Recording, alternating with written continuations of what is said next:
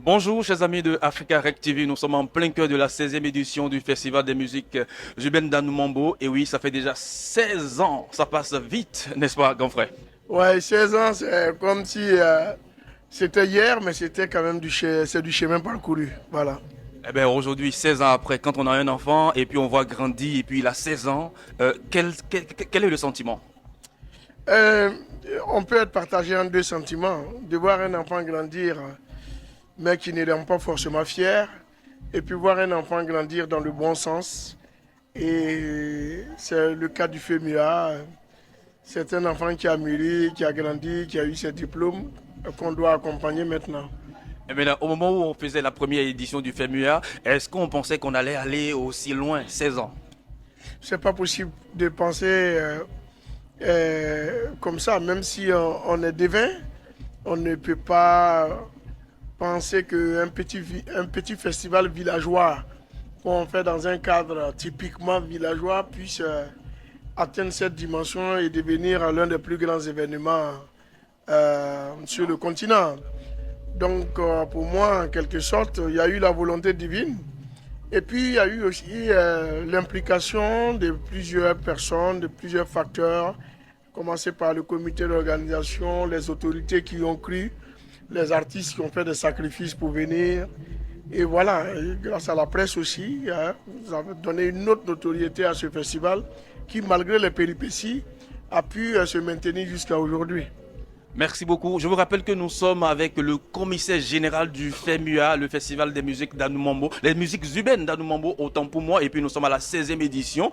Dans cette émission, je vous l'annonçais déjà en introduction, que ce sera vraiment spécial. Nous allons parler, bien évidemment, de la 16e édition rapidement, mais nous irons en profondeur pour parler des critères. Des critères parce que au Bénin, chez moi au Bénin, ça fait beaucoup de bruit. Les artistes, les acteurs culturels, les journalistes ne sont pas invités, ne sont pas représentés à ce festival et puis ça cause beaucoup de choses. Mais avant, on va aller sur le thème de cette année, la santé mentale des jeunes. Pourquoi ce thème?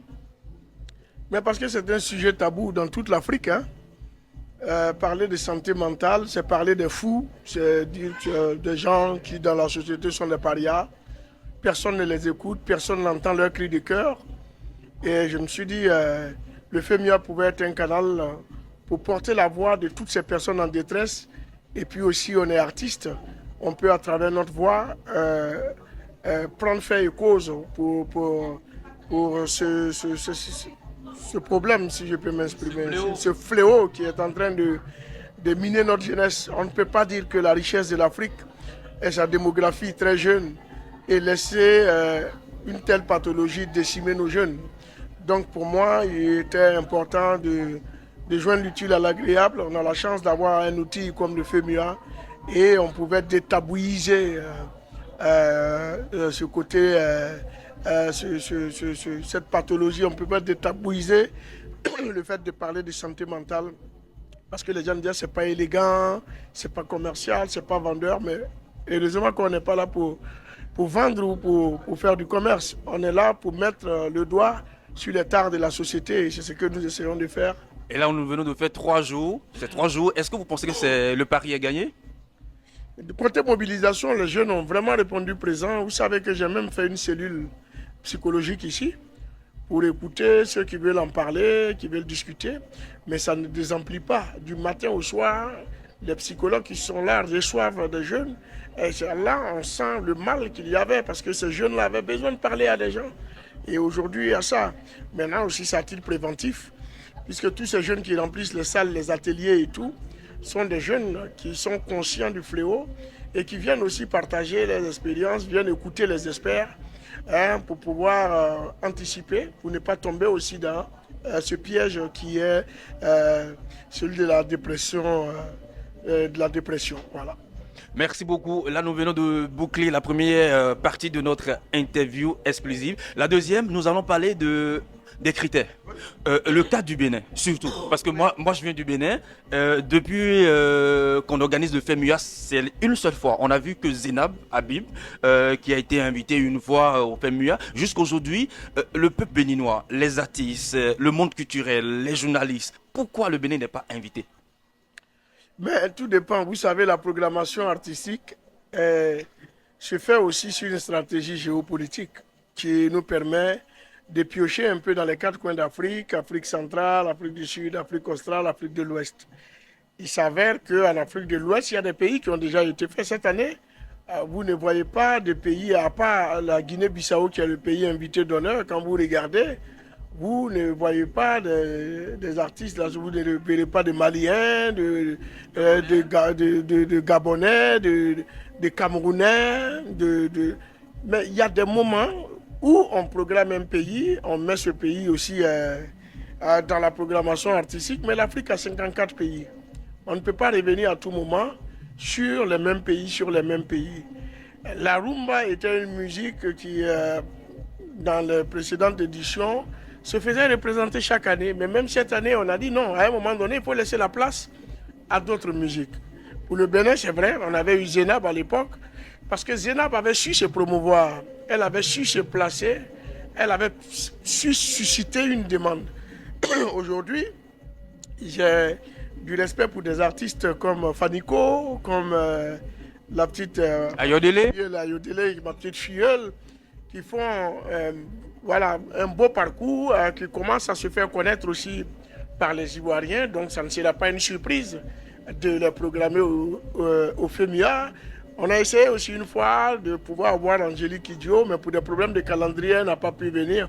Donc ce n'est pas un problème de Bénin, c'est un problème de choix stratégique qui forcément ne casse pas géographiquement avec le Bénin. Parce que quand on fait le Bénin cette année, l'année prochaine, il faut faire le Togo. Quand on finit le Togo, il faut faire le Nigeria, il faut faire le Burkina. Donc le temps de faire le tour pour venir, on a l'impression que les années se suivent, mais on n'est pas dedans. Donc ça va faire maintenant 2 ou 3 ans d'affilée, le Burkina Faso ne vient pas. Donc pour moi, c'est une question de compréhension.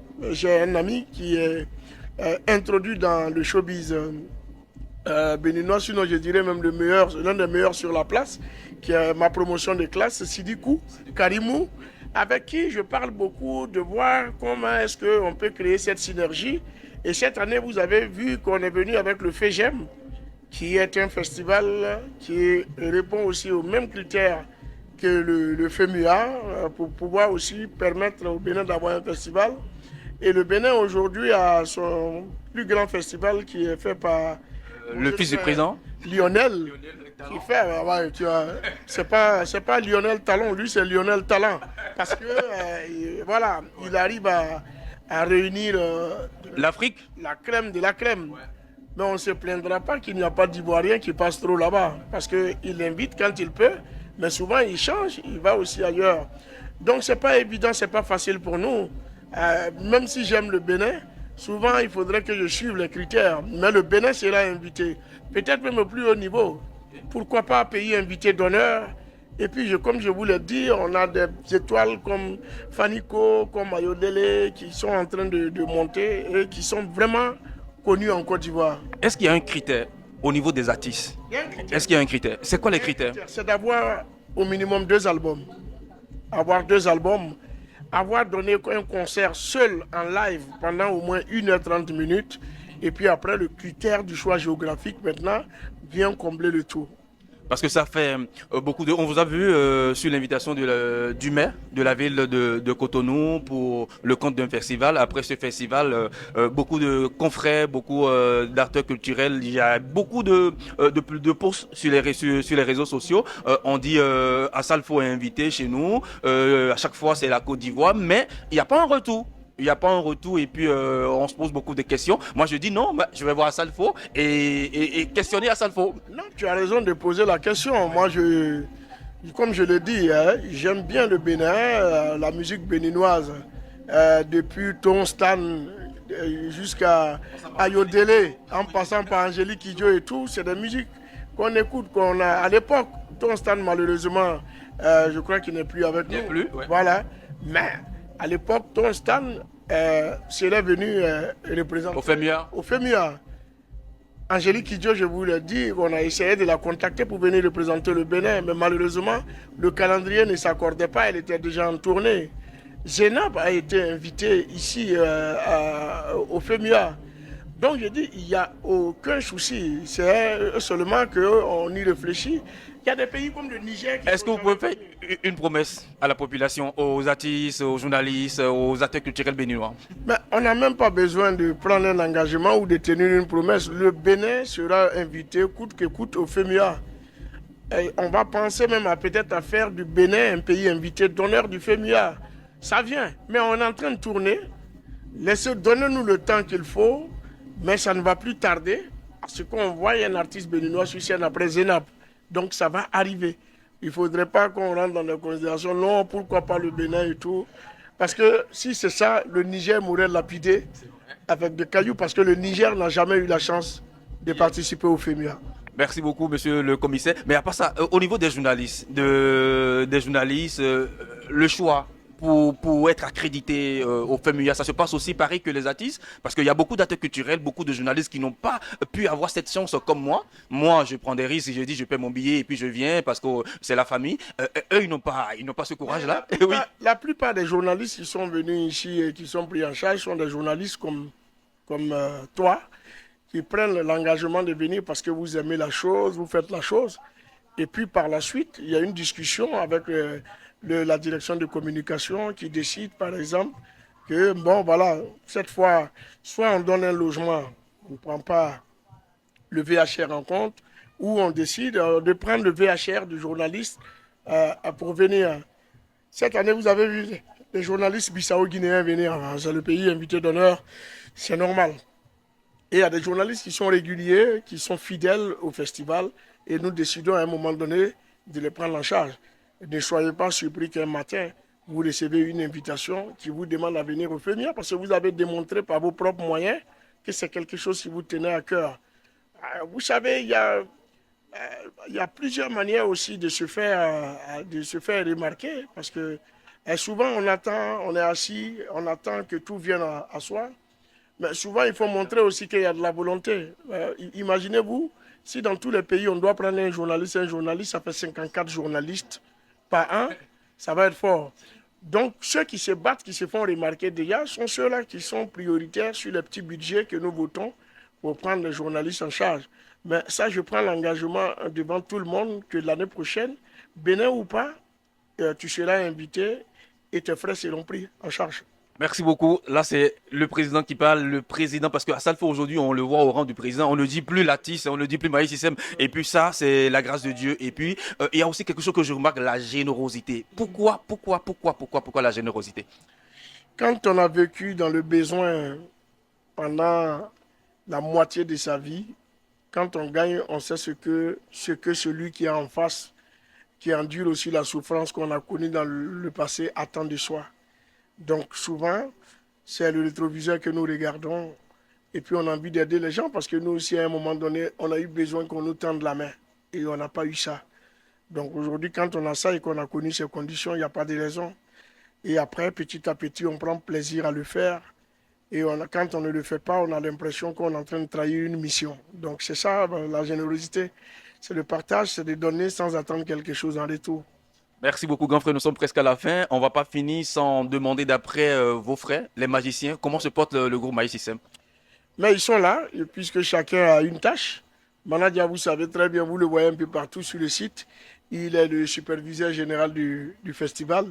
Tino et Goudé sont dans la ville décentralisée à Ferkessédougou pour une supervision aussi. Et donc chacun a sa tâche. C'est des commissaires généraux adjoints. Donc vous ne pouvez pas nous voir à quatre parce que chacun a sa tâche sur le site. Voilà.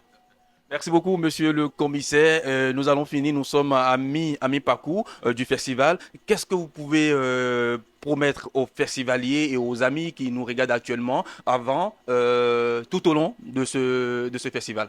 Mais à ce stade de ce festival, on ne fait plus de promesses. Ceux qui viennent le constatent. Toute la batterie a été déballée pour que tout le monde en profite, tout le monde fête, tout le monde passe d'agréables moments. Et la soirée de ce soir va commencer avec Gims. Donc on est vraiment en plein festival. La mobilisation a été un succès par rapport au Carrefour Jeunesse. Parce que les jeunes avant ne venaient que pour la musique. Aujourd'hui, ils viennent même pour des thèmes, pour le volet scientifique. Donc on est déjà satisfait. Et puis on verra jusqu'à dimanche ce que ça va donner. Merci beaucoup, dames et messieurs. C'était notre petite interview avec le commissaire général du FEMUA, le Festival des musiques urbaines d'Anoumambo. Je suis Ulrich Vivant-Spouguet. Nous sommes à la 16e édition. N'oubliez pas, le thème cette année, c'est bien sûr la santé mentale chez les jeunes. Je vous retrouve très prochainement. On se dit à tout à l'heure.